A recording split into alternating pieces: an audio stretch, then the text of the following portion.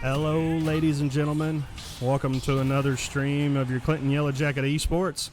We're coming to you live from the Hive here. We got a nice hot match for you with the HulkSmash lined up to play. Our first competitor is Mr. JC Tomset.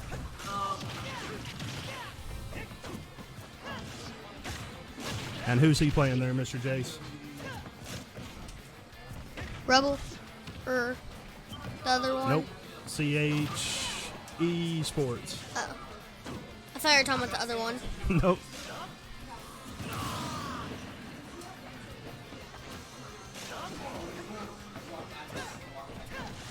Looks like they're filling each other out here. Let's see what happens.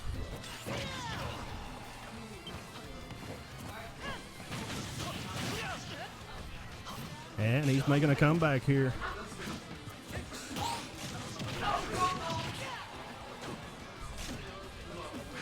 He's got Rebel on the edge. Let's see if he can keep him off of it. Yeah, nice edge guard right there.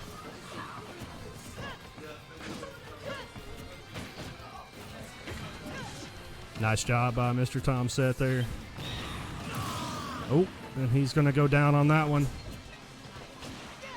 So which player is Clinton? They're playing against the hero. Oh. What's the other character's name? Cloud? Cloud? Yeah. I think that's right. Nice job there. He gets a stock back. I think Cloud is from Final Fantasy, isn't he? I have no clue. You have no clue? Hey, I'm still trying to learn a lot of these champions. I'm not sure exactly what game they come from. I know a lot of the old Nintendo ones, but a lot of the ones from Final Fantasy, I have no clue. So it looks like he's going to go down here in the first set. And the hero is going to come out with a win. Nice job there by their hero. If you're joining us today, ladies and gentlemen, we stream Tuesday, Wednesday, and Thursday starting at 4 o'clock. Today, the Clinton Yellow Jackets are playing Riverside High School in this Smash match. So this will be our last week of preseason. We're almost ready to kick the season off. We just about got everything. I think we've about got everything straightened out at this point. Me and my streaming partner, Mr. Jace Brown here. We've, how many streams have we done now? I can't really remember just like right now. It's all a blur, isn't it? Yeah. Yeah. Hey, we've been working hard trying to get this stream up and looking good, and we've had a lot of help. And it's much better than it used to be. So we're going to try to bring you action every week here. We're going to commentate it. We're going to talk these kids up. They come in here and work hard every week. So they deserve a little bit of spotlight, I think. So that's what we're trying to do for them. And starting off here. Oh. Heroes coming out hot on that one.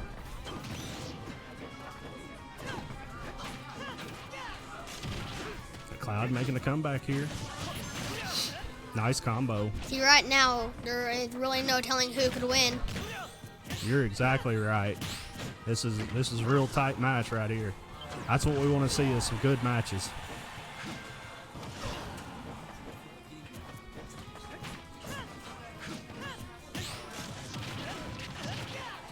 Cloud getting off a nice combo there, and he's going off the edge. Oh, and Rebel's going to catch him on coming back. It's not a good start for CHE Sports. Is that what it is? Mm-hmm. He's working on it. I think he's figuring him out a little bit better. He's doing better this match for sure.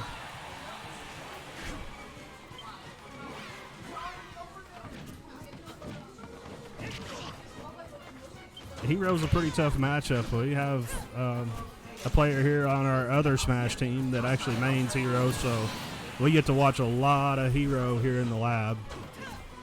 We actually have a couple other games going on right now.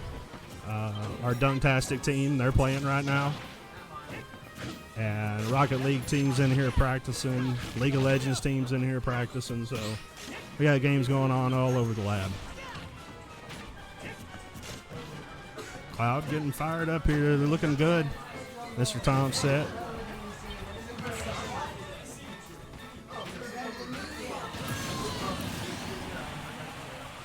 Look like they both killed themselves, or Rebel killed them both. Yep, I think so. I'm not sure what that move's called. I haven't seen that very much. Looks like Cloud has a decent lead. Yeah.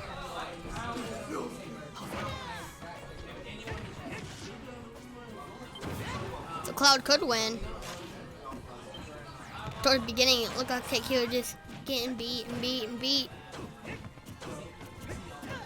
Now he has a wide advantage. Yeah, he does.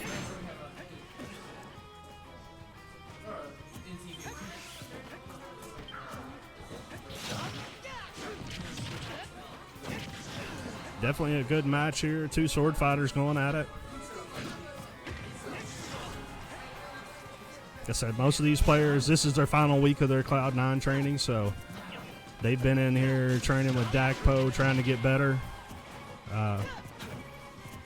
Done a lot of good work over the last 6 weeks, so most of these players have shown vast improvement over their gameplay.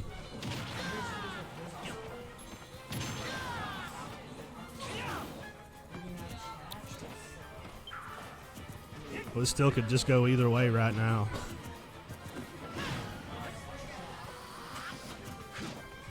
I have a feeling that Rebel is going to be the one that wins this round.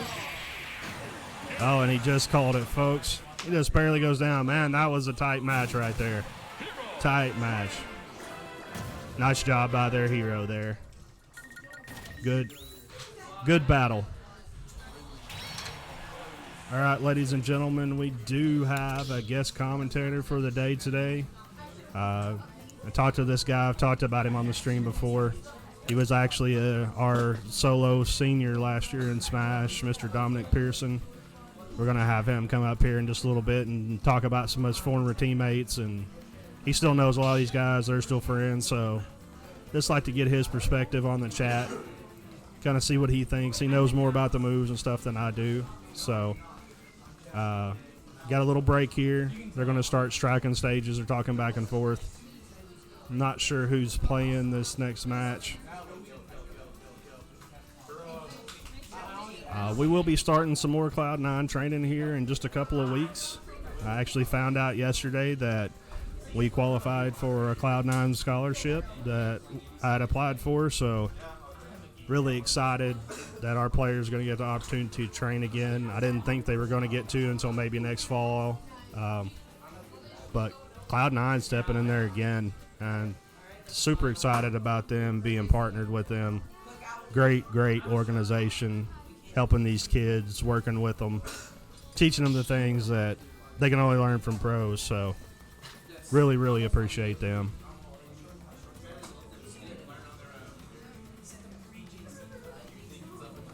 We also found out we're going to be the game of the week for Play Versus next week. I'm pumped up about it. Really?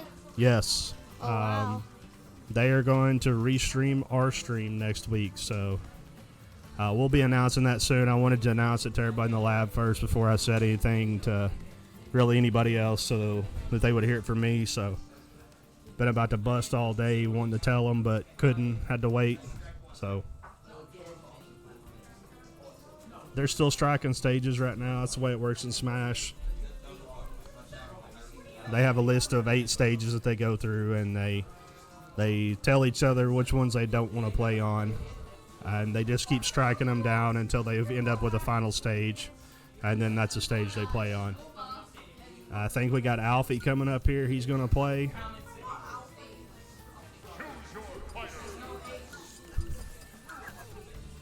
He says it's not Alfie. What is it? How do you pronounce it? Alpie. Is that right? Alpie. Like the Swiss Alps. Okay, I got it now. He's got me straightened out. We got to keep these gamer tags right around here. I got to learn Discord handles, gamer tags, and then their actual name at some point. So, got 3 different names for every student in the lab. So, looks like they're going to be going to Smashville. All right. This will be the second round in here with Rebel Smash, Riverside High School, versus your Clinton Yellow Jackets. So.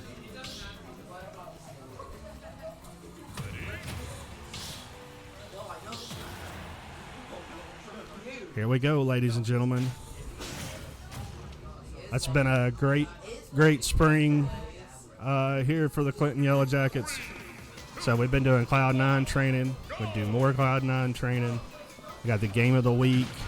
Last fall we had a team in the top 10 in League of Legends. We finished number 7 actually. Our Smash team finished in the top 20. So looking forward to this season. It's been hectic. It's been a tough road getting here, honestly. Even Jace can attest to that. When we started setting up all this streaming equipment, this young man right here actually set up the entire computer that we're streaming on. So proud of him. Proud of him coming to help me out. He's learned a lot. I've learned a lot. So been real nice.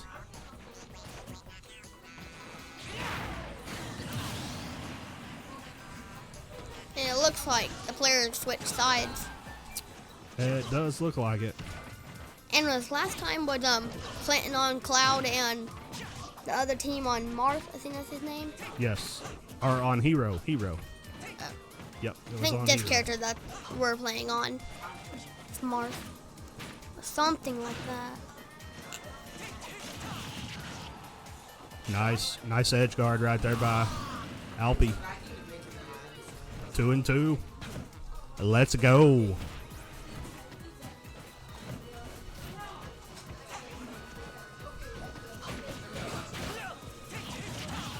All right, nice counter right there.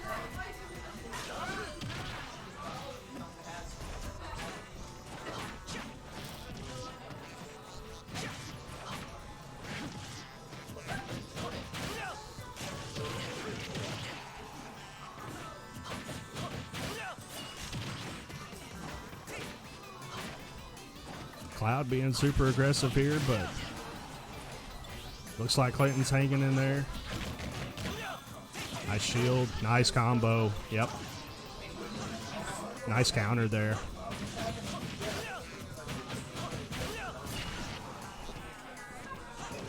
Nice Dakpo diff right there, baby.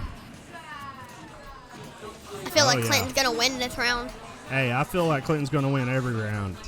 I can't help it. I'm a little bit biased because I'm here with them every day, but when the other team does make a nice play, I always want to make sure we point that out too. But still, I'm going to be rooting for everybody here in the lab every single time, no matter what.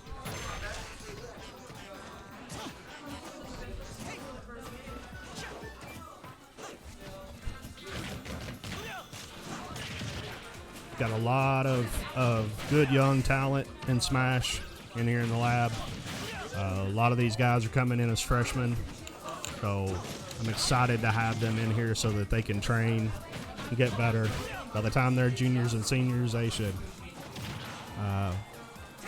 be top-notch talent, ready to go play for some school somewhere if they want to.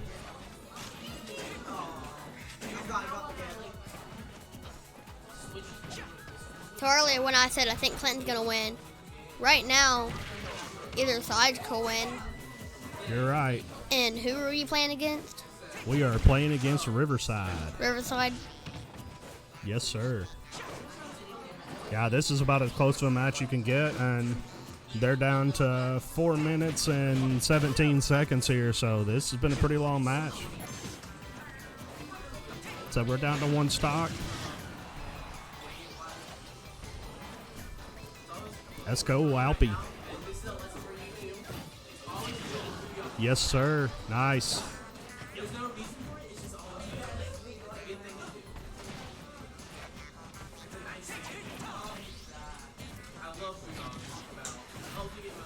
Go if he could just hang in there. Oh, this is super close, man. This is a real nice match here, ladies and gentlemen. If you're getting in on this one, you've hit the jackpot right here. They're playing head to head. They've both really been jockeying for the advantage, and they just keep kind of going back and forth. It's fun to watch.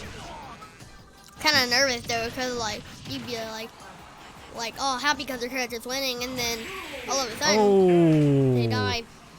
He's gonna get him off the edge right there. Man, that was close. Nice match. Nice competition right there. That's what we like to see. We'd like to see Alpy pull off the win there, but man, that was a tight match.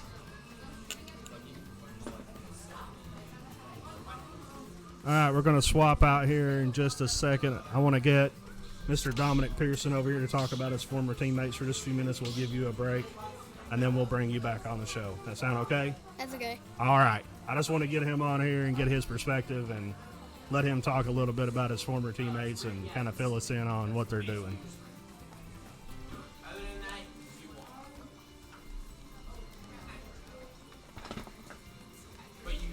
Now, ladies and gentlemen, I couldn't be more proud to bring this young man over here to the microphone. This is Mr. Dominic Pearson. He was our sole senior in esports last year. I miss him dearly. I love that he come back to visit with us. I asked him to come be on the show. Dominic played Rocket League. He played about any and everything. Stuck with the program from the inception. He hung with me. It was tough at times starting. I know Dominic will agree with me. But man, this guy's a cool cat. He come in and work hard. When Smash got brought on board, he said, I think I want to play Smash. I think I'm pretty decent at Smash. And this guy right here was the original dominator and Smash, man. He just come in here and lit everybody up, and I've got nothing but good things to say about him. He even actually kind of introduced me to Smash. He said, "Hey, coach, come over here." And that was one day there wasn't very many people in the lab, and he's like, "Come over here and play against me." And I'm thinking, well, maybe if I can play the Sub-Zero, I'll get over here with you. But this guy tore me up, of course. I think he kind of went easy on me, but Dominic Pearson here, you say hello, whatever you want. I would have let him talk about his former teammates. I don't want to take up his whole time, but this guy's a great guy, great competitor, great kid, great person, great human being. I wish we could keep him for, can we get you some more eligibility, you think? Maybe. We can just lie about my age, I'm super excited to have you, Dominic. I'll let you talk about the match. You know more about it than I do. Right. Whatever you want to say about your former teammates. I know you played against every one of these guys, so yeah. You know them way better in game than probably anybody here. So, all right. Well, I'm Dominic Pearson, like he said, and for this match we have a Cloud versus a Marth. Personally, I would be picking Lucina over Marth because Lucina is generally more consistent. But a good Marth is very powerful because his tipper mechanic, if he hits it with the edge of the sword, it does bonus damage and knockback. And right away, we can tell that it's a pretty even match. They're trading a lot of blows back and forth. Cloud side B versus Marth's aerials. Good grab by the Cloud there.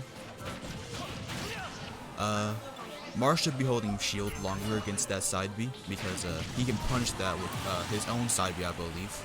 Bad time for him to get up. Limit Break neutral B is a very powerful projectile, can kill somewhat early. Not the most powerful projectile, but pretty good for Cloud. He's trying to get his Limit Break up again because whenever he gets Limit Break, he gets a more powerful special attack.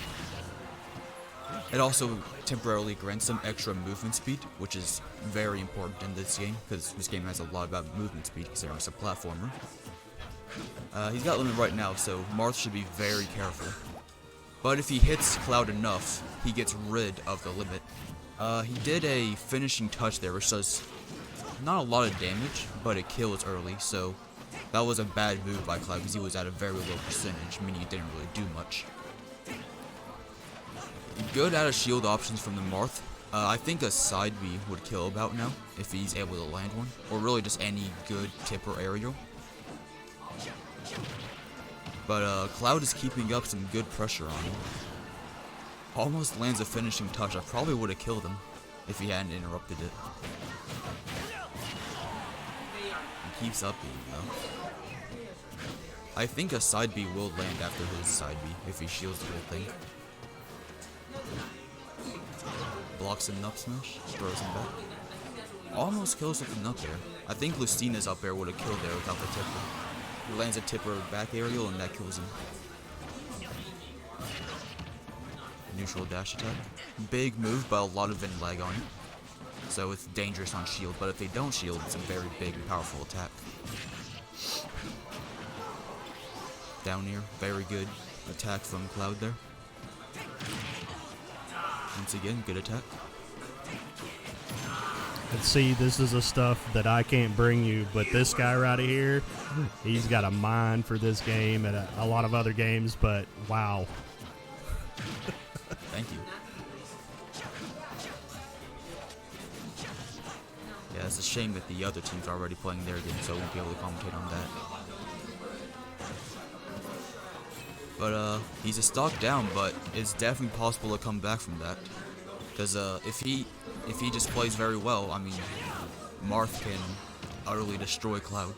Because they're pretty equal characters if they land their attacks well. I wouldn't really say one is positive either way. Like, the only thing Cloud has on Marth, I would say, is that one projectile.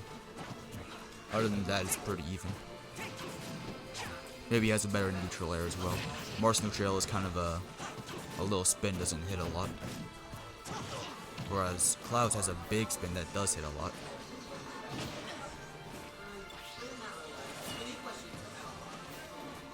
Marth should be putting more pressure on the Cloud so he can't charge his limit break as much. He's spending a lot of time off stage whenever he gets knocked off. Now, what exactly charges his limit break? It charges naturally over time, or whenever he holds down B, he kind of holds his sword up forward, and then he charges it more rapidly. Okay. So whenever he leaves him alone, he's able to charge it a lot more quickly, giving him access to more powerful moves more often. So if he has that limit break and you're playing against him, is it something that you just try to back off and kind of play defense, or do you just say... Yes, you try and play more defensively, but also hit him whenever you can, because hitting him makes it run out faster. Okay.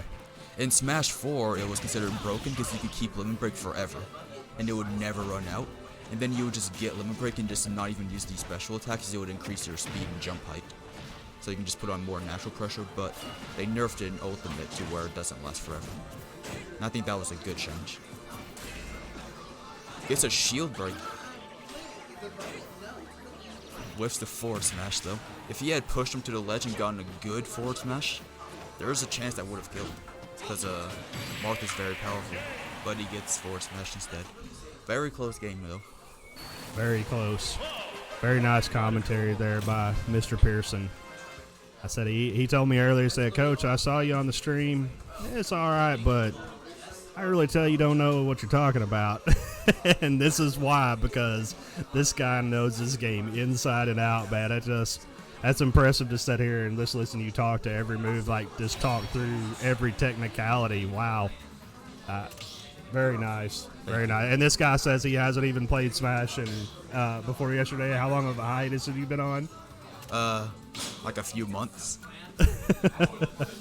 He still has Like, it was before Sora release was when I stopped playing. He hasn't skipped a beat. Like I said, I wish we could still have him back in the lab, man.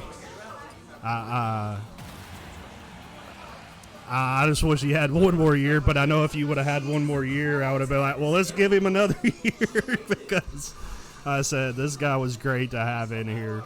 Some players come in here and they just do their thing and they work hard, and you just really don't have to monitor what they're doing. And that was Dominic, because I always knew, like, hey, this guy's coming in here and he's in it to win it, and he was helping other players all the time, breaking down the game just like he did right there.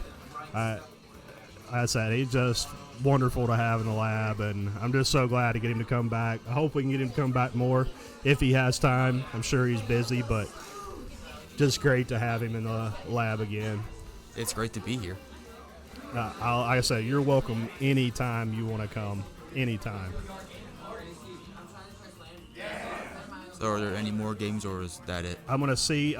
They changed the rule set last fall to where we had to play all 3 matches. Even if you already want to lose? Yeah, because a lot of people were upset that like their third person wasn't getting to play a whole lot, you know. So I said, okay, that sounds good, but and they randomized the order, so it was random number generated every time, every week before the match. But they've changed that back, so now we're back to the same rule set we had when you were playing for us, and these guys have to pick their order. We kind of went through, looked at everybody, got Dakpo's input too, and choose our order. You have to play whoever's on the list goes first, second, third now. Yeah. But it's still best of 3 overall. So if your first 2 players win, then I mean that's basically game. You can still play the last one for practice, but it doesn't really count. So okay. I don't know what these guys are going to do here. Let me ask and find out real quick, since we're still live. Dominic, got anything you want to say about any of your former teammates in here? Well, I think they were on the last stream, but a guy named Canyon, probably the best player in here, plays Rob. I believe he went up against a Sheik and he won, right? Yes, he won that match. He's very good with Rob. Like, probably the best Rob player that I know. Of course, I only know like 2 Rob players, but still, he's the better one. Another one, I forget his name. He's the one back there in the black hoodie. I forget his name. Caleb. Yeah, Caleb. Caleb's real good. Yeah, Caleb's been maining Hero. Yeah. He's a lot better from when I last got here. Yeah, Dominic had to kind of put everybody through their paces yesterday and just kind of see how that Cloud9 training kind of went for them. Yeah, they're all a lot better. Yeah. Like, they were already pretty good before, but, like, they have definitely improved. If you had to say a percentage, what percentage better do you think that they are now than they were when you left? Like 200% better. Like, I don't mean to be rude, but he wasn't great before. But now he is pretty good. Canyon, I say like at least 50%. Knows how to put on a lot of pressure, and same thing with the one playing right now. I forget his name as well, but Aiden. He played. Is it Aiden? Yeah, Aiden. Yeah. He plays DDD, and he was able to zone me out with them, which usually isn't what you expect with a DDD. So that's really good. Well, we got another game here. Jigglypuff versus Samus. Samus has a range advantage, but Jigglypuff has really good, powerful aerials. Also has a move called Rest that can kill Samus at like 50% if he lands it. But Jigglypuff is also really light, so moves will kill Jigglypuff a lot earlier than most other characters. I think Jigglypuff is like top 5 lightest characters in the game, along with characters like Kirby and Pichu. Can you tell people kind of how that breaks down? Like, you have light players all the way down to heavies, right? Yeah. So, like, the lightest characters, Jigglypuff and Pichu, they're usually smaller and they're lighter, so whenever a move hits them, they get knocked back further at earlier percentages. So a move that would kill a heavy at like 150% would kill a light at like 100% instead. And the heaviest character by far is Bowser, because, you know, he's a big dinosaur dude. Along with Bowser, though, you also have characters like Donkey Kong and King K. Rool. Usually the big, heavier characters are also just, you know, bigger. They're slower. They don't jump as high.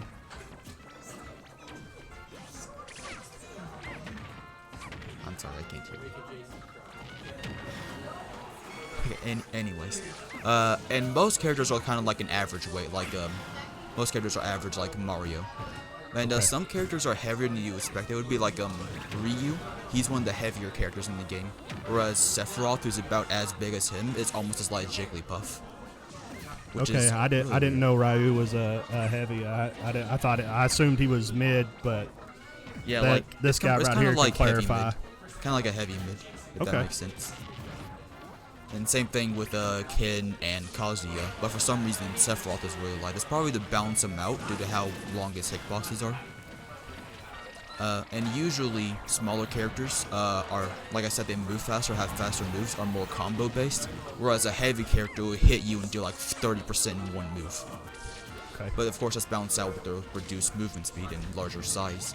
And because they're larger, they can hit by more moves more easily.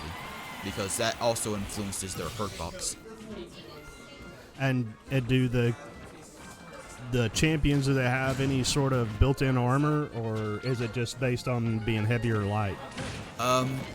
There is one character, Bowser. He has a thing called Tough Guy, meaning that really small attacks that do like 1% damage don't knock him back at all. So he can, like, if you're doing like a rapid flurry attack, he can walk through it and then hit you through it, because he kind of like tanks through it. And usually heavy characters have a thing called like super or heavy armor, meaning some attacks won't be interrupted when hit. But it's not only heavy characters that have it. One of the lighter characters, Little Mac, has super armor on a lot of his smash attacks, or all of his smash attacks, I mean. But it's usually more common on heavy characters. And speaking of armor and super things like that, Jigglypuff's rest move actually gives her a couple frames of invincibility. But it also leaves her very vulnerable afterwards, so usually it's not good or not used defensively. But it can be used, like if your opponent's attacking, you can quickly just run in and just try and rest them. And you'll always hit them because you're invincible and they aren't, and they'll usually take a lot of damage from it. So see, there's a lot more to this game than meets the eye, and I was very well aware of that, but just hearing Dominic break it down here, it's just, it's like, wow. I mean, Dominic, what would you say people that are successful at Smash are pretty decent players, we'll just say, at a high school level? How important is it to know all this about these champions? Usually pretty important, because it affects how well you can do combos.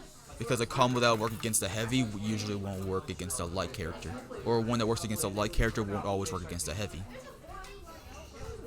Like a character called Luigi, he can do a grab and kill every character in one combo from 0, but that combo varies from each character size and weight. Like, the combo is a lot longer on heavies, but can be pretty short on lighter characters. But it always ends the same way with his up B, or a sweet spot as up B. And it always starts with the grab as well. I want to point out while we're in this break real quick, in between matches here, I think they're striking stages again. We do have a soundboard Mr. Smith made for us. I've talked about it before. And I want to give Dominic an opportunity here, because one of the phrases on this board from Mr. Smith, and you can use the mouse there to click on it, is your team name that you came up with. So, Dunktastic! How do you feel about that, Dominic? Your team name's still being used here. Are they infringing on any copyright laws with you, or? I just think it's funny. I'm not opposed to it at all. I'm glad they're still using it. I think it's awesome. I think it's awesome name. I mean, it's what is that, a phrase in the game with the chat? Yeah, that's what I keep telling everybody. But this guy knows so much about the game. I got to make sure I try to get stuff straight so he won't have to call me out. When they put Smash into the esports thing, I was really happy about that, because I had already been playing Smash, and I was playing Rocket League, but I wasn't too great at it. Like, I was the best in our school at the time, but that's because there was only like 2 players. And now we have like an actual team over there, it looks like, which is very good. Yes, we do, and they're young, and they actually are going to do Cloud9 training come up here. I said you weren't in here for that part, but I'm proud of those guys over there, those young men. I'm telling you, Dominic, they got their eye teeth kicked in last fall. I mean, every match was they did win one game last fall. I will say that, but they stuck with it.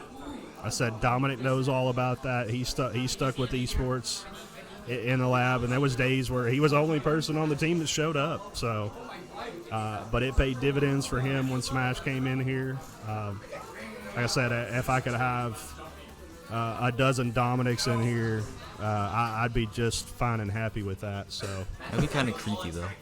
Hey, it might be, but I wouldn't like to see 12 clones of myself.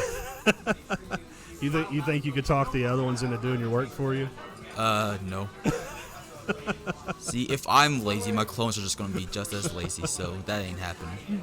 Well, I assure you, ladies and gentlemen, Dominic is not lazy. He works hard at these games. You could just tell from his technical jargon here. I mean, he's almost kind of blown my mind here on the stream because, wow, that's impressive, you breaking this stuff down like that. I'm glad you do because I think a lot of people, older people, especially like me, we played button masher fighters back in the day, but Smash is just a whole different ball game. I mean, it's got so much other elements, Yeah, but it's not the same as playing Street Fighter like we did back in the day. I mean, this game's way more complex, and I can appreciate it more just by listening to him whenever he's sitting here going through every single move and what people are doing and maybe what they should do or what they could do better.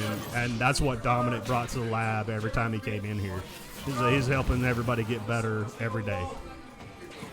The matchup here, Dark Samus versus Sephiroth, these are both very long-range characters. Sephiroth doesn't have as many projectiles, but the ones he do have are really good. And he also has, like, the longest sword in the game, which is saying something because there's a lot of swords in the game. So, he can apply long-range pressure just by swinging his sword. As you can tell, he's keeping them in the air with his wide sweeping up B, one of the biggest attacks in the game right there. Sephiroth also has a comeback mechanic, so whenever he gets to a really high percentage, he gains a thing called the wing, and it gives him more movement speed, attack speed, jump height, and extra jump. And also gives his smash attack some heavy armor, I believe. It's some kind of armor, I think it's heavy armor. But it's a very powerful mechanic. And it's kind of complicated as well because, like, if your opponent's at a high percent as well, it takes longer for it to come in. If they're at a low percent, it comes in earlier. If you're behind on stocks, it comes in earlier. Getting kills with the wing removes it. It's a weird mechanic, but a very powerful one nonetheless. I play Sephiroth, so I kind of know quite a bit about it. But Samus here, he has more projectiles, but a lot of them are more weak, I suppose. And I think he scared him into killing himself there by charging up a larger projectile. Samus's main one, like the big orb thing, it's very powerful if it's charged up fully, but it takes a long time to charge up. And his other projectiles, the missiles, are smaller but can be destroyed, but some of them also track you. That being said, Samus is also one of the heavier characters because of the big suit. And they're actually pretty powerful in melee range because they have really powerful kick attacks. So things like the neutral air, back air, and down tilt will hurt you a lot. But Sephiroth also has a much better recovery than Samus, because Samus only has like a really short, purely up-based recovery, whereas Sephiroth can go into 360 range for longer. And we saw there with that big projectile killing him very early at the ledge. He didn't even get to use his wing ability because he died too early. What does the wing ability do for Sephiroth? I was talking about earlier, increased damage, attack speed, or not attack speed, movement speed. Extra jump, and he misses a counter and he gets a free forward smash punish off of it, which is very good from the Samus. Alright, Samus looking pretty good there against the Sephiroth. Yeah, Sephiroth made a big mistake and he capitalized off of it, so that was good. And would you say that's a large part of this game now? Just from me watching it and watching y'all play it in the lab, I noticed that, like, if you go for a move, and let's say you miss or they shield it, a lot of times you get punished for that. Yes. Although some moves are safe on shield, like usually like the first couple hits of a jab are safe, some special moves are safe. But most moves are punishable by something, whether it be a jab or just like a fast special. But the slower moves can be punished by more powerful moves. So like if you block a big move, you get to hit a big move, obviously. Most of the time anyways. Okay. Some characters are more cheaty than others, so you won't be able to. A good example is Little Mac. He has a bunch of really powerful ground attacks, but they're almost unpunishable because of how fast they all are. Okay. But the downside of Little Mac is that he can't fight in the air very well at all. We actually played against a Little Mac in fall season, and that's the first time I've seen someone play Little Mac, and He was super aggressive. You have to be with Little Mac. But his recovery is horrible, but his fighting on the ledge is just fantastic. I mean, it was impressive to watch. Yeah, he's very good at just keeping you down all the time because of how quick and aggressive he can be on the ground. But of course, the counterplay is to just try and get him in the air and keep him there if you can. And if you can get him off stage, you've basically won most of the time. Because like you get him off stage, you hit him once or twice, and he's dead already, even at lower percentages. There is one good Little Mac player, like I know from like YouTube and such. His name is Peanut, and he is crazy to watch. Because I have played Little Mac a little bit myself, and I don't think I could do anything that he does. Because he's able to do combos with aerial attacks, and that alone is crazy with Little Mac.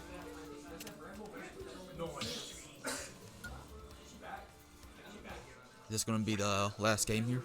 I think so, but since how we have the Guru in here with us today, I'm going to try to get, whenever they get done, a couple of the players from Dunktastic to come over here and play even just some online games. And I just want to get your input on what you think about them and kind of let you break them down too, because I know you played against these guys a ton, so I know you know a lot of their tendencies already and how they play, and you know how good of competitors they are. So I would like to get your input on them if you would kind of give us your analysis of them.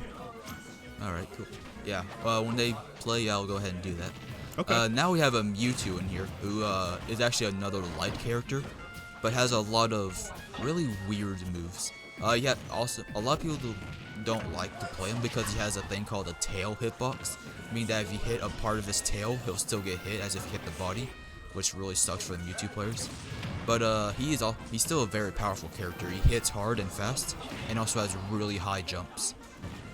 And while that tail also gets hit, it also provides a lot of sweeping hitboxes itself. Also another very powerful projectile with him, similar to Samus's. There's a couple characters with projectiles like that. We saw it right there, killed them at 100% on ledge. Most projectiles don't do that at all. That confusion move, the one that spins him in the air, it's very hard to get out of and usually can chain into an attack if the Mewtwo guesses right. There's a lot of guessing games in this as well, like guessing if your opponent's going to roll left or right, or they're going to stand up or jump from ledge, just small things like that. Whenever Mewtwo has his hands glowing when he's running around, that's how you know that his projectile is charged up. But of course, they don't have to fully charge it to throw it, they just have to start charging and then they can throw it at any time, even if it's like minimal. I think that was a down smash he landed there, and it killed Mewtwo from across the stage. Because like I said, Mewtwo is a light character, so that would kill. And even though Samus is heavy, Mewtwo is killing early because, as I said, Mewtwo is very powerful. He hits very hard because that's to balance out his lighter nature.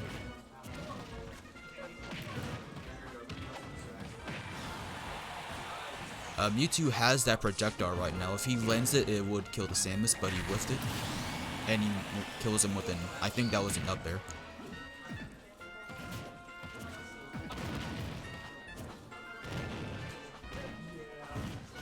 I don't play either of these characters, so I don't really know what the neutral would be. Most of the time, neutral will change depending on which characters you're playing. Like, if there's a longer range character versus a shorter range, usually the shorter range has to go more of a defensive approach because they can't outrange the longer one.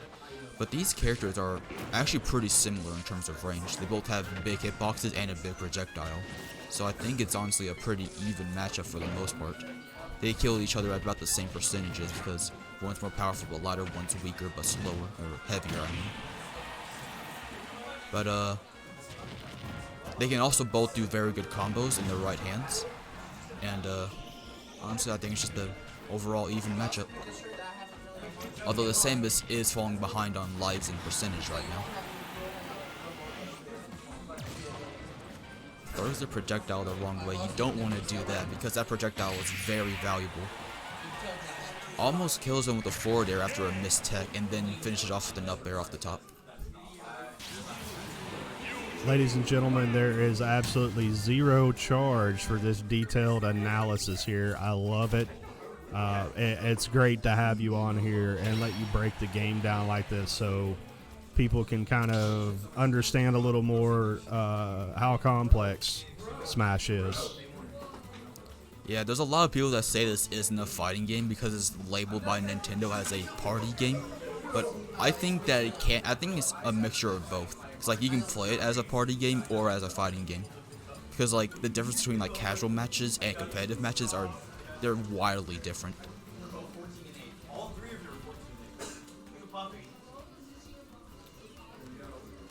And the reason I still know so much, even though I haven't been playing for a while, is because I still watch competitive games. Cause I just think they're fun to watch. Like, even like the weaker characters are just fun to watch because it's cool to just like watch underdogs win against like harder to beat characters. Like when a Little Mac beats a Palutena, it's like that's crazy. That's so cool because Palutena is like one of the best characters, and then Little Mac is like one of the worst. So seeing that happen is always incredible, because you know that Little Mac player is like godly at the game if he does that, especially if the Palutena is also a good player, because Palutena is just like has like good everything. They're medium weight so they don't die too early, all their attacks are multi-hitting and combo well, they're fast, some of their moves make her invincible, a reflector and counter move in one, good jumps, just everything with Palutena is incredibly good. Looks like they're going to start up a arena here and play. Now, the match with Riverside is complete. The Dunktastic team and HulkSmash are still finishing their Cloud9 training for this week. Now, normally, about 5 o'clock, I usually live stream for them just so that their Cloud9 coach can watch them. So I'm going to ask these guys real quick kind of what they got planned, because I would actually, I'm going to try, as long as Dominic can stay, and have him do a breakdown of some other matches for us. So I'm going to take a quick break, and I'm going to go ask these guys kind of what they got going on and find out. So I'm going to step away from the mic a few minutes. I'll let Dominic do his detailed analysis here, and I'll be right back in just a little bit. Is this a game between both of our players right here? Because I think that will. I don't think this is online. Okay. I'll be right back. All right. Well, we got a Cloud player and Minecraft Steve player with the Enderman skin. Minecraft Steve, that's a very annoying character. I'm gonna just be honest. And Cloud is a good character for the most part. But everyone who's fought against Steve knows how annoying they are with their minecart and TNT and up smash attacks. All just being very annoying moves to deal with. Gives the Steve a lot of stage control, like an absurd amount of stage control, and it's not punishable for the most part. But this Cloud is doing a good job of keeping up the pressure. Steve trying hard to get some good resources, but is also doing plenty of damage to the Cloud, finishing off with a forward smash with a wooden sword. Grabbing him with the minecart, getting basically a free up smash.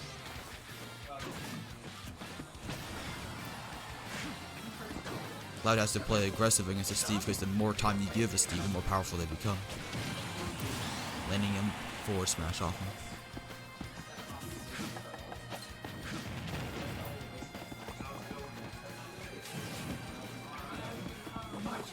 Steve doing some more minecart shenanigans.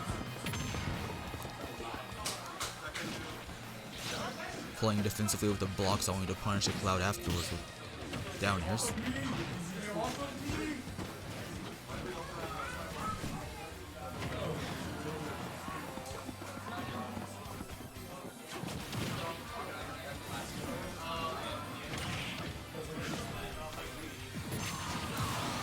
Cloud just stood there doing nothing and got hit for it.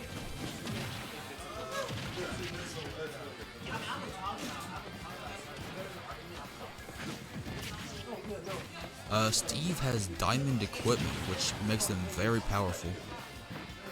Cloud has to watch out for that TNT block. But so does Steve, and he gets hit by his own TNT. Cloud's gonna have to play more aggressively to get back that, get at that lead that Steve has. Welcome back. Thank you, thank you. They're gonna come over here and play, and after this match is over with, and we're gonna let them cycle through and let you talk about your former teammates and break down their game for us. All right, sounds good. Yeah, I was just talking about how the matchup between Cloud and Steve, about how Cloud has to keep up pressure because the longer you let Steve do his thing, the more powerful he gets because he gets more valuable materials. And he kills Cloud while he's at 0. Very good game for the Steve there. Or I guess technically Enderman, but it's just the Steve skin. Okay. I think I was one of the few people that didn't like the release of Steve on Smash. Because I've always found Minecraft is an overrated game personally. Now, watch as nobody likes it anymore because I say that. Hey, that's okay. You're entitled to your opinion, sir. Aiden actually plays Steve some, and it's kind of fun to watch him just because of the minecart. And Minecart is very annoying to deal with. like I heard Dominic say, he's a very annoying character, but it's kind of fun to watch someone play him sometimes. Aiden actually played against one in Cloud9 training online, and he said it was the best Steve he'd ever played against. So I guess that means he's super annoying. Yeah. He's got a Sephiroth Cloud game here. This is funny because Sephiroth is the antagonist of Final Fantasy VII, and Cloud is the protagonist. So this is an actual rivalry here that we're seeing. So that's a bit funny. Looks like Sephiroth already has a pretty large advantage there, but he tries to get a forward smash while really close to him, and because of that he gets punished. And then he, getting too aggressive, and gets hit by a limit break side special, which will deal a lot of damage to him. Now, Cloud wants to try and get in closer because he has shorter range, but is also significantly faster than Sephiroth. While Sephiroth has a lot of range and high damage, his attacks are relatively slow. You can see some armor there on that down attack because he has his wing out. And I don't know how much longer his wings. Actually, his wings are already gone because of this advantage. And you only get wing one time per life. So if you get wing and then it disappears, you don't get it again until you die and come back. Okay. Sephiroth wants to try and keep Cloud as far away from him as possible because Cloud's aerial attacks and special moves are very fast and quite powerful at close range. Utilizing that projectile well and then keeping him in the air. Is that kind of unique to Sephiroth that he has such long range? I mean, he's technically a melee character, right? Yeah, for a melee character, he probably has the longest range. Okay. Because that sword he has is by far the longest in the game. And like I said, that's saying something because of how many swords there are now. A lot of people don't like how many swords are in the game, though, even though it's a relatively minor amount in terms of the entire cast. But there are definitely plenty of sword fighters. And some are faster, some are slower, some are heavy, some are light. So, basically, yeah, you could probably make a Smash game with only sword characters at this point. Trying to do a down air on a shield, not a good idea because it's good to keep people off stage, but it's very bad on shield because of how much in lag it has. Leaves you very open for punishment. Using his charged up special to continue to come back. Finishing touch almost kills Sephiroth, but maybe he had good DI and it didn't. You don't know what DI is, do you? I was just about to ask for me and the folks at home, what is DI? Okay, so when you get hit by an attack, which way you're moving using controller, like when you're normally using controller, you use the left stick to move, and which way you're holding with that stick will influence which direction you're sent when you get hit. So if you're holding up, you'll be sent higher, but if you're holding toward the opponent, you're usually not sent as far. So a good DI can extend how long you can live by a good amount, but bad DI can make you die very early. Because if you DI towards the blast zone, you can end up dying to a move way earlier than you should. And of course, a forward smash at that high percent, you can't do anything against that. You are dying. Because Cloud's forward smash is very powerful, and he was able to punish a neutral B on shield. And neutral B has a lot of in lag, so he should have just canceled that by shielding. Because I believe Sephiroth can cancel his firebomb attack by shielding. Most characters can do that with a chargeable neutral beast. They can usually cancel it by shielding. And he should have done that because it has too much in lag, meaning he's very open to get hit afterwards. Are there times in a match where like, hey, I need to use neutral B or whatever move, but you're just at a disadvantage at that point and you just can't do it? Sometimes, yeah. Okay. Like, if your opponent is like aiding your face while you're charging a neutral B, you usually just want to shield because they're usually either going to hit you out of it or they're going to try and shield your attack and punish you afterwards. Now we have Bayonetta and Ness. Bayonetta was probably the most broken character in Smash history because in Smash 4 when she was introduced, she was the final character, meaning there were no more patches afterward. And when Bayonetta hit you once, she could continually knock you up and to the side, and it would last for so long that it would kill you off of zero. She would just carry you all the way up to the top corners of the blast zone and kill you like that. And you wouldn't, and it was impossible to get out of as well. And the tier list of that game ended up being less of a tier list and more who was good against Bayonetta. Because it was so bad. And wow. Most games had a character like that. In the second game you had Fox, and the third game you had Meta Knight. But Bayonetta was probably the worst offender. The other character, Ness, the child with fire, he's considered one of the most annoying characters ever since the first game. Simply because that PK fire move keeps you stunned if you get hit by it, meaning he can just basically do any move off of it. Also, his wide assortment of projectiles and fast speed, as well as very powerful throw attacks, makes him a very annoying character to deal with. He also has very good fast aerials. He's also considered a very easy character to learn and play, so usually people associate them with kids trying to be good at the game because they're just playing an annoying Ness, just constantly throwing PK fire and trying to grab you. Also, his forward smash, the attack with his bat, can reflect projectiles with like a 2x multiplier. So he's good against projectiles as well. Okay. Bayonetta is still all right in this game, but I don't see people play her very often. She's still a fast character with some big hitboxes on their smash attacks, but a lot of end lag on them as well to make up for it. Okay projectile, does a lot of damage but not a lot of knockback. And she can still carry you some distance, but not nearly as far as she could in Smash 4.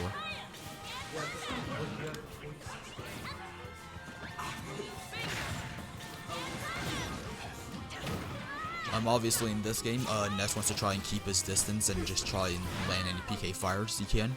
Because, like I said, PK fire gives you basically another free attack afterwards. And Bayonetta wants to try and keep pressure on, but she's already taken a lot of damage for, I believe is what a medium weight character is, and she dies to an up air.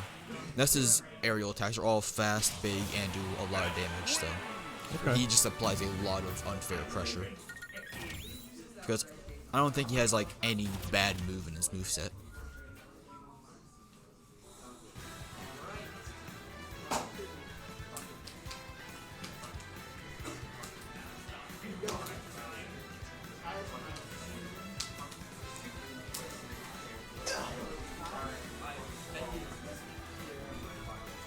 Alright, looks like they're going to go for another round here, so we'll just continue on with some Smash action. Let's see what they're going to pull out of their kit here. Rob and Random. Oh, interesting pick. Always a fan favorite, of course. I'm sure. And he got Sora. Okay, I don't know a lot about Sora because I was heading out about when he released, but I do know a lot about Rob. Powerful character, like a top tier for sure. He's very heavy because he's a giant metal robot. Has a great recovery as well. That is a thing. Usually heavy characters, because they get knocked back less, don't have a very good recovery most of the time. And Rob is an exception to that. He has one of the best recoveries in the game because he has a literal jetpack with his I guess his movement platform. I don't really know how to describe it. What his feet would be. And his gyro attack, which he just used there, is very threatening because he throws it and then it bounces off and kind of spins in place, and it's a lingering hitbox. You literally can't touch it or else you will be hit. Rob has a lot of fast attacks with his hands, spin attacks that are very powerful, and a lot of his aerials are also really big and do a lot of damage. He has the capability of landing his forward air multiple times, carrying you off the stage, and then using a side B to kill you at very early percentages, which makes him very threatening to deal with. Also a pretty good projectile that charges on its own. You can tell how charged it is by the light on his head. Whenever his light gets brighter and starts flashing, you know it's fully charged. And the fact that it charges naturally makes it very powerful. The Sora just applying pressure by using the same projectile over and over into an up smash. Pretty good bait, I would say. Sora, from what I've seen, is very powerful, fast character with a sword. Sword is always good range. And he also has really good movement ability. On the gyro that Rob throws out there, can you pick that up and throw it back at him? Yes. But it's a very tight window to do so. If you do it too early or too late, you end up getting hit by it. Meaning Rob can get free damage on you. And it's also less effective when you throw it because it basically just turns into a normal projectile and doesn't spin as long. But you can throw it wherever you want if you are able to pick it up. And Rob is also probably like one of the more hated characters in the game because of how annoying and oppressive he is. Most of the time, if you play Rob well, you're considered tryhard. Because, like I said, good character with that relatively easy to learn, but you can always tell what a good Rob is. Yeah, in the lab here, I do get to see a lot of Rob play. Obviously, Canyon plays Rob a lot, so I do get to see a lot of DDD, a lot of Cloud, a lot of Samus in here, Hebro. So it's kind of neat to watch whenever we do play other teams and they play these other characters that I don't see very often, and just kind of, see how they match up and see how the players react when they're playing against a champion they don't see very often, especially when they had Little Mac back in the fall. I said Little Mac is probably the most unique character. Because a lot of times in this game, your aerial moves are your most powerful moves, and Little Mac doesn't have an aerial game, so it requires a completely different playstyle to play and fight against him. We have Game & Watch, one of the lightest characters in the game, because he's a 2D piece of paper. But that also makes it to where a lot of his attacks are fast and powerful, as usual. He also has a lack of animation that can make him hard to read. I think you were talking about it one time because of how weird he looks. Yes. Also considered one of the more annoying characters because one of his best moves is that parachute move. It's near instantaneous and it hits everyone around you as you rise up, so it's like one of the best out of shield options in the game because you just press it and you usually just get a free hit. And at certain percentages also chains into certain aerials. What some annoying players will do is they will just they'll up B, down air, and then up B and down air. They'll just do that repeatedly because his down air sends him back through the stage.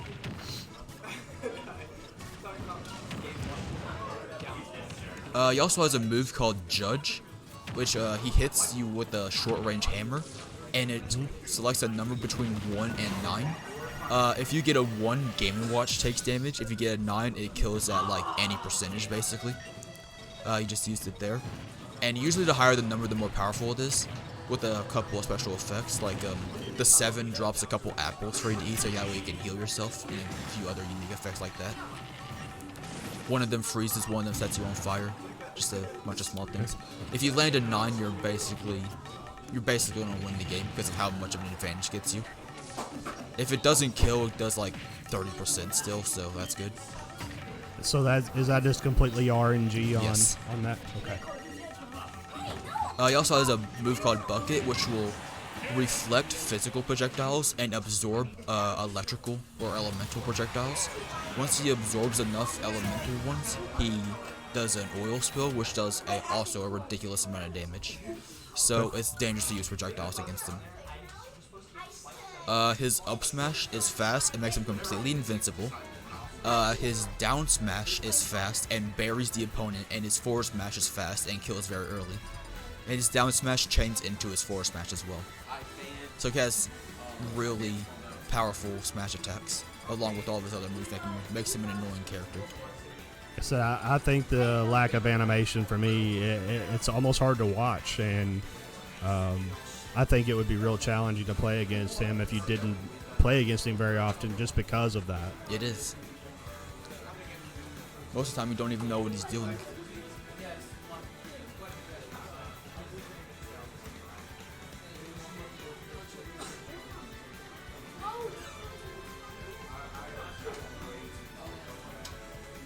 Yeah, I think we're going to get them to swap around right here so we can get a breakdown of everybody. Hang on, I'm going to check with them real quick. Yeah, I want y'all to swap around so Dominic can talk about all his former teammates. That way I got him talking about everybody. I did mention Cloud9 in the stream.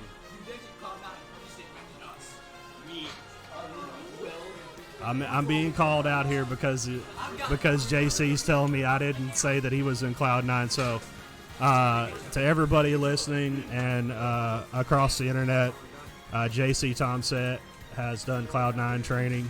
I want to go on record as saying that so that he can't accuse me of not proclaiming that to the world for him.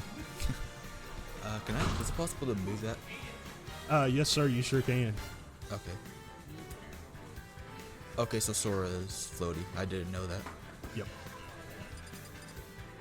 We've got Mr. Canyon Weary coming over here, and Mr. Caleb Miller. They're getting set up. They're going to play some rounds. We're going to throw Mr. Aiden Gabe in there, too. These three guys are collectively known as Dunktastic, so we're going to have a big ordeal for them next week. Next Wednesday, we are going to be broadcasting from the Clinton High School arena. These gentlemen are going to be featured in Play Versus Match of the Week, and so because of that, Play Versus is going to restream our broadcast, so we're going to set the arena up for them, and we're going to have them play I guess what you would call Vegas style or arena style league kind of. We're going to have everybody over in there and set up in the arena chairs. I can't wait. I can't wait to get them guys over there, and they're going to be playing Mina, and I can't wait to see what they can do. And we're going to have a blast with it. I'm looking forward to it. Sounds going to be cool. Well, if I get to commentate about King Deity and Hero now. Those are both pretty interesting characters. So, we're going to see some Incineroar and some Rob here. All right. Who's Joe? Never mind. I was asking who Joe is, but that's like the joke. You're supposed to say Joe Mama. Oh, okay. All right. I'm a little slow here, Dominic. You got to remember I'm old, man. Yeah. I'm sorry. I can't. Well, anyways, who's Joe?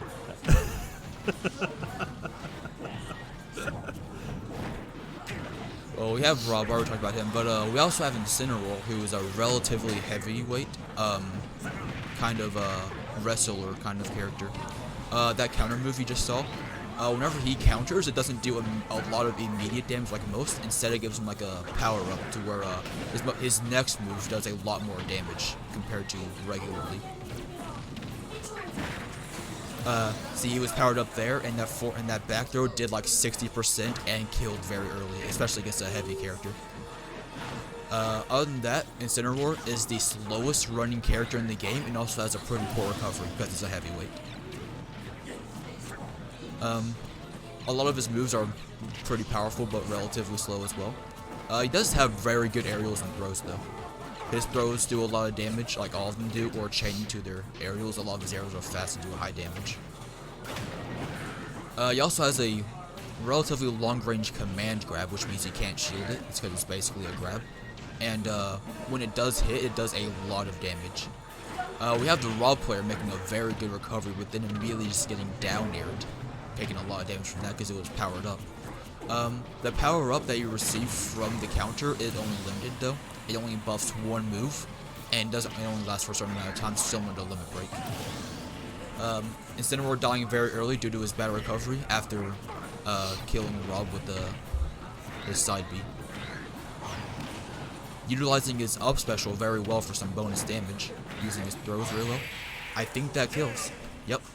That's considered a spike, and in this game, whenever you spike someone, they end up dying. Like, it's kind of like a blast zone, right?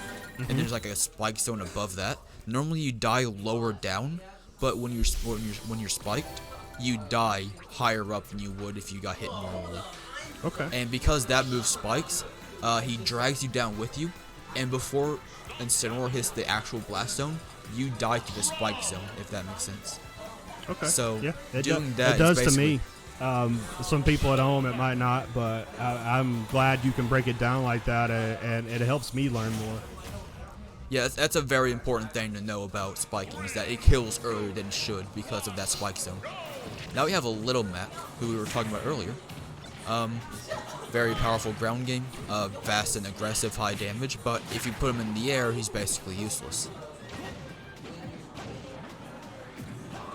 Keeping up the pressure, those large smash attacks, he has super armor throughout the entire move, meaning that if you hit him, he punches you anyways.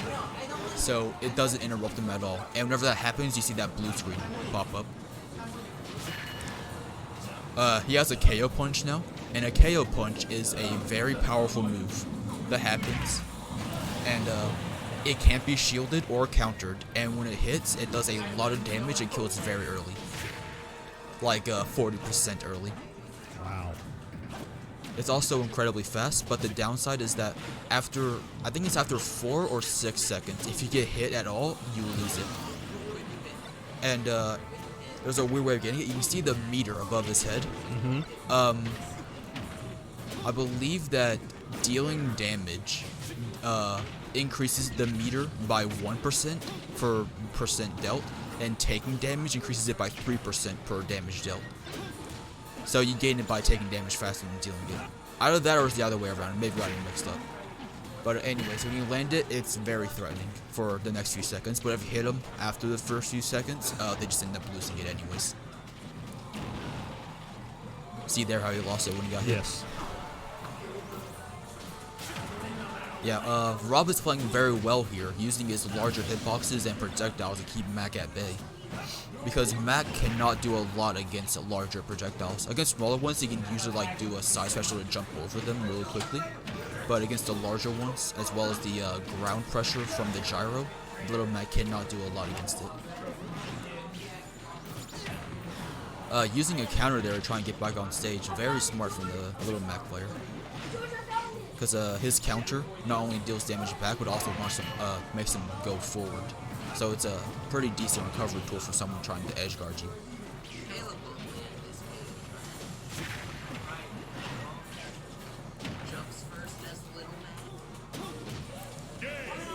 Knocks him off stage, and Little Mac dies because he has no recovery. Right. It's sad but true. Hey, Whenever I played Smash, Little Mac Mac was the first player I played, or first character I played. Okay. I didn't play him for long though because he was kind of bad. He's not good for a new character to play, or a new player to play. I was gonna say I don't think that would be a whole lot of fun if you're new to Smash, because a big part of it for me the first few times I played it is just learning how to recover. Yeah, it's very important in this game. And because of how bad Little Mac's recovery is, I thought I was bad at the game because of how bad his recovery was. Then I started playing different characters, like, oh wow, Little Mac's just bad. But he's pretty fun and casual, though. Well, sometimes he's pretty fun. Sometimes you get a player who just spam smash attacks and he's like, oh, whatever.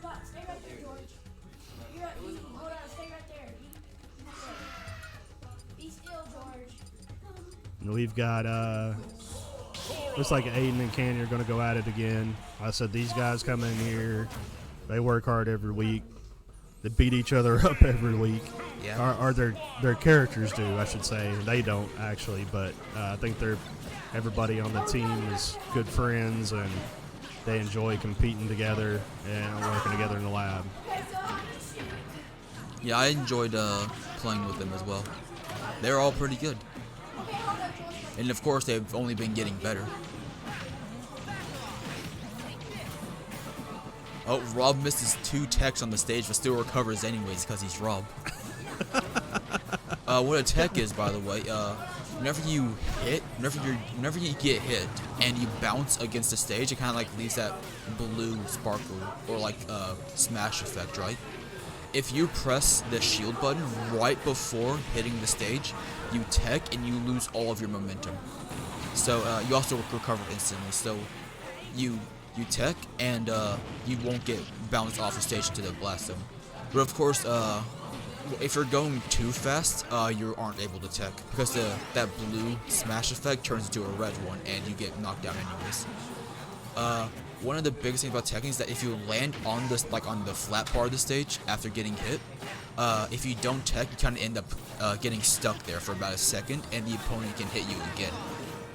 But if you tech it, you can get up instantly and try and shield or roll away or something. When you tech on a flat stage, you also can instantly roll. So like, you can instantly roll away or toward them, or you can just stand up and do nothing. That's more of what the mind game part of the game is, because it's like, are they going to tech at all, or are they going to try and roll away, roll toward me, stand up in the same spot, all that stuff.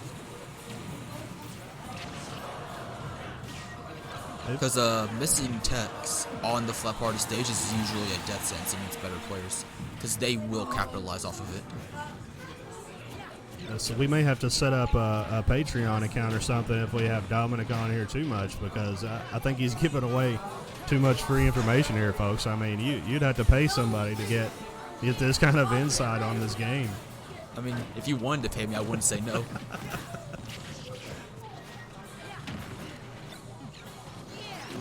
Once again, Rob keeping up very good pressure here with this larger hitbox and gyro, but finally dies at 150%.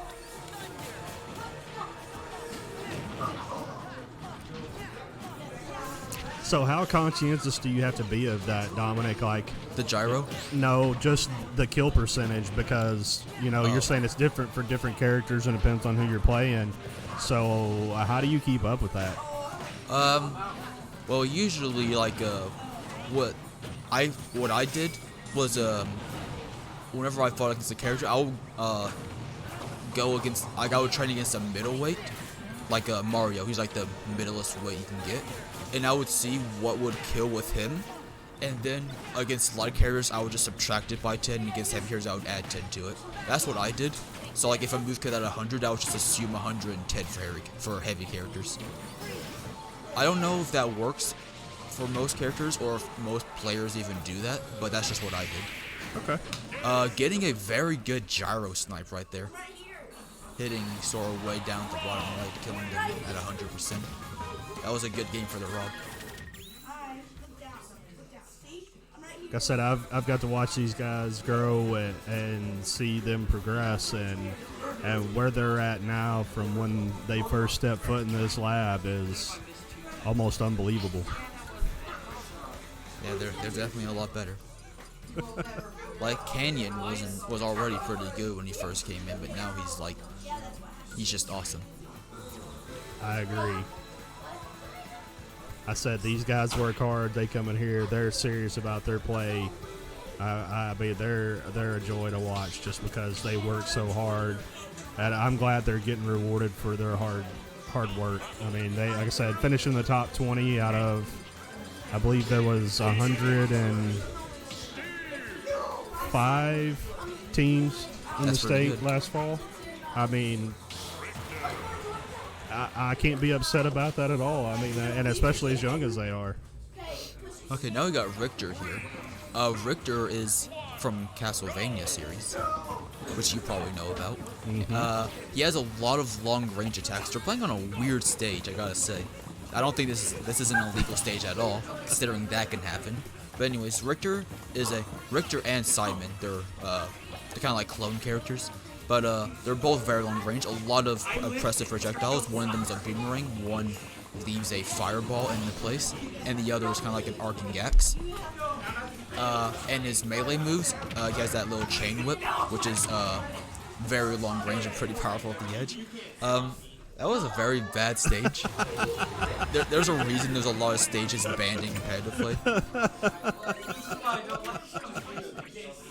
Anyways, Richter is a good player, or a good character if you know how to play him. He's very good at keeping you off the stage just through the maze of projectiles he makes.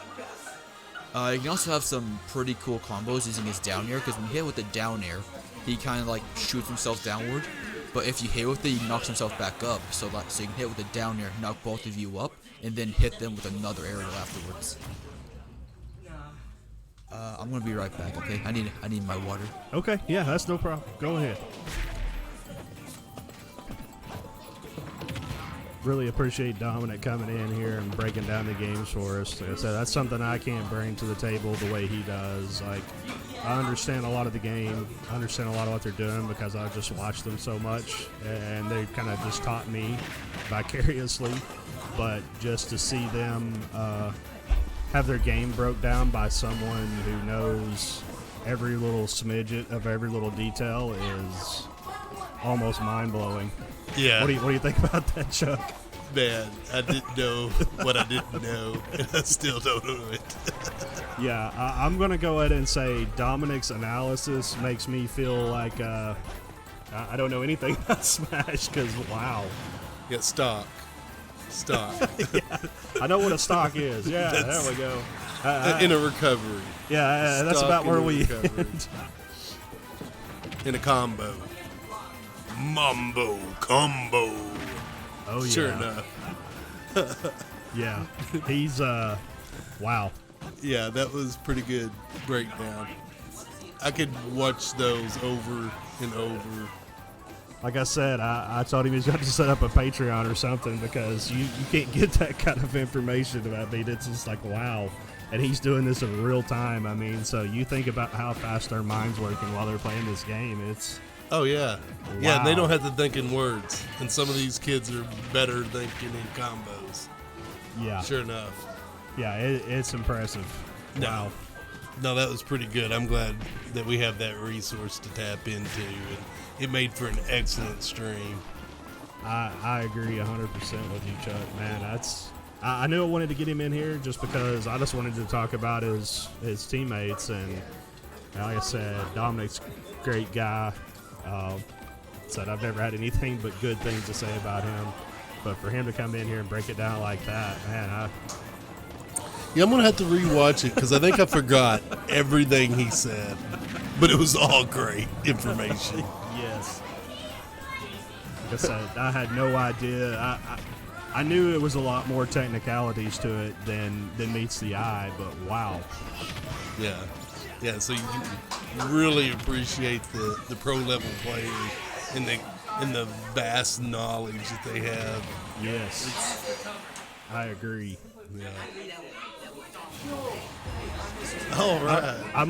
I think I'm gonna grab a break here and Yeah, get something to drink, and I'm gonna let Chuck take over and let him sit in here with Dominic and see if Dominic can blow his mind too. Because wow, I feel like Well, I've been watching the stream, so like it's I've already been blown. enriched. Yeah, I mean, Maybe I like, could just get some like beginner pointers so that Yeah. the next time me and you line up, it will be a close match. Yeah, I'm going to do that, folks. I want to step away real quick. I've had a blast up here today. I said we stream Tuesday, Wednesday, Thursday. Chuck's here next week. We have a big, huge week. Yeah, we with can't the wait for streaming. that to Yeah, blow I that mean, out. Yeah, I think we're just as excited, or maybe more excited than the kids about having a national coverage. Oh of the yeah, game, because so. we really grasp what's coming. They don't Right. really. They're just like, yeah, cool. Right. All right, Chuck, I'm going to let you get the Dominic experience over here, and I'm going to step away for a minute.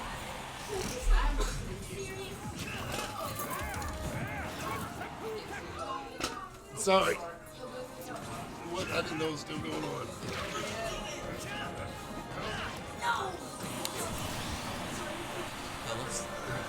So how many years have you been playing?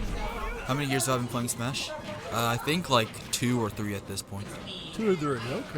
Okay. So if you're just getting started, Relatively. Most people have been playing since like GameCube days.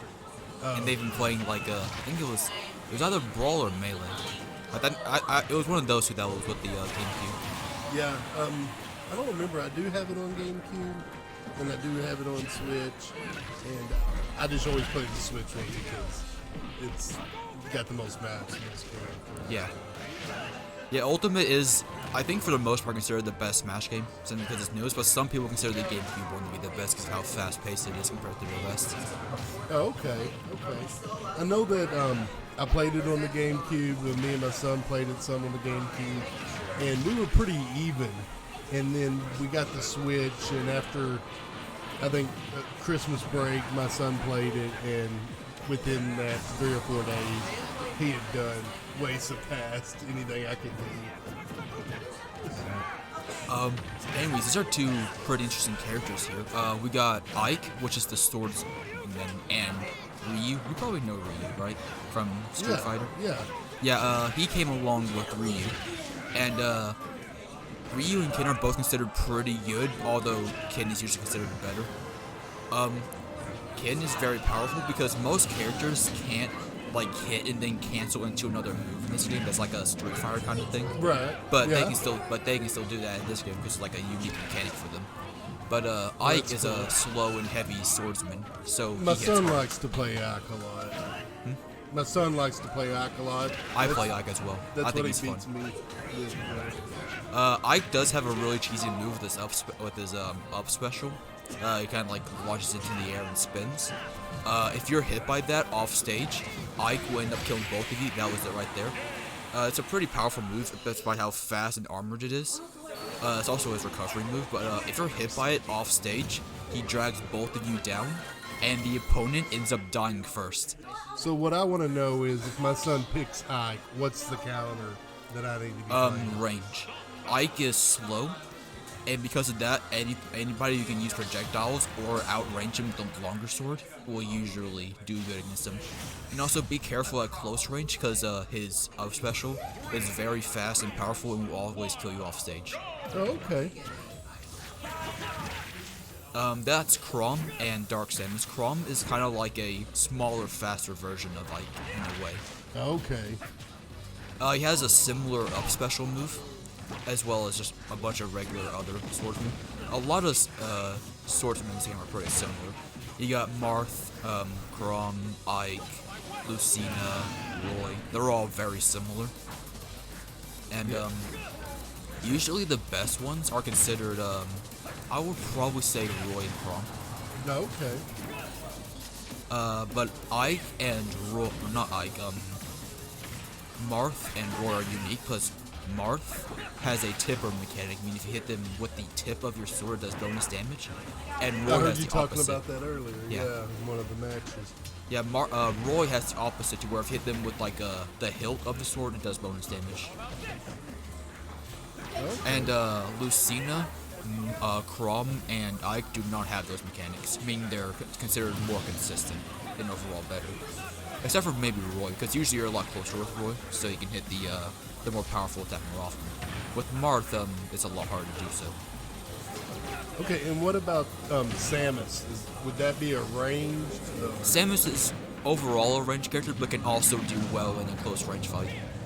They have a few projectiles, one of which is very powerful, but they also have some really powerful moves with their kicks that can kill fairly early and do a lot of damage. So they're kind of more of a, I say they're more of a hybrid character, honestly. There aren't a lot of characters in this game who are purely projectile based. Right. I know, like, in the fighting games I've played in the past, I like the quicker, lighter characters. You like rushdown characters? Yeah, like Chun-Li in the Street Fighter 2 was like my go-to. All right. Just because it's aerial, it's hard for people to focus in on it, and I like that play style. I've always been more of like a medium to heavyweight player myself. I like and the thing that's closest to Street Fighter that I play, which is Dragon Ball Fighters, I play grapplers. Oh, okay. Like the characters that like get up close and try and like grab you through blocks. That's who I like to play most of the time. But in Smash, I play I mostly play swordsmen, so like Ike and Sephiroth, Violet, characters who are kind of like long melee range, if that makes sense. Right. Because there aren't really grapplers in this game, because every character can run up and just grab you. But some characters are more grapple lead than others, because some have command grabs, which are like long range grabs. Oh, okay. And some characters also just have more powerful grabs than others. Like Incineroar has really powerful grabs, but like Samus doesn't really have good grabs just by her longer grab range. Okay. How many characters are in Smash? I don't think I've counted, but I know there's like at least 70, I think. Which one do you know the least about? Sora. He's the newest character. The newest one, yeah, that makes sense. Hey, that was great. I appreciate you coming by, talking to us. It was good to be here. Yeah. I'm going to go back home and rewatch this stream and try to take some notes. But yeah, good stuff. I guess we're going to head out of here. All the players are heading home, waving bye to them. And I'd just like to want y'all to come back to the Hive and subscribe. So, later, guys. Bye.